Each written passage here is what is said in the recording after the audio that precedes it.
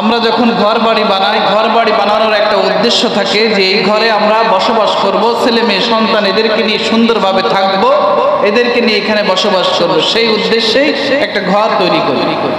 এখন ঘরটা যখন আর বসবাসের উপযোগী থাকে না, তখন আমরা ওই ঘরটাকে ভেঙে ফেলাই, ধ্বংস করে দিই। তো আল্লাহ তাআলা আমাকে আপনাকে সৃষ্টি করলেন একটা উদ্দেশ্য নিয়ে, যে উদ্দেশ্যটা হলো যে আমরা দুনিয়াতে এসে আল্লাহ তাআলার গোলামি করব, আল্লাহ তাআলার ইবাদত করব, আল্লাহ তাআলার দাসত্ব করব, আল্লাহ তাআলার প্রতিটা হুকুমকে মেনে চলব। তো যখন বান্দা দুনিয়াতে আসার পর এই হুকুমের কথা ভুলে যায়, সীমা লঙ্ঘন করে, আল্লাহ তাআলার আদেশ এবং নিষেধের কথা ভুলে যায়, তখন আল্লাহ পাক রব্বুল আলামিন সেই জাতিকে ধ্বংস করে দেয়। এই জন্যই আল্লাহ পাক রব্বুল আলামিন বলতেছেন যে জল এবং স্থলে যত বিপর্যয় ঘটে, যত মুসিবত আসে, সব কিছু হলো আমাদের দুই হাতের কামাই।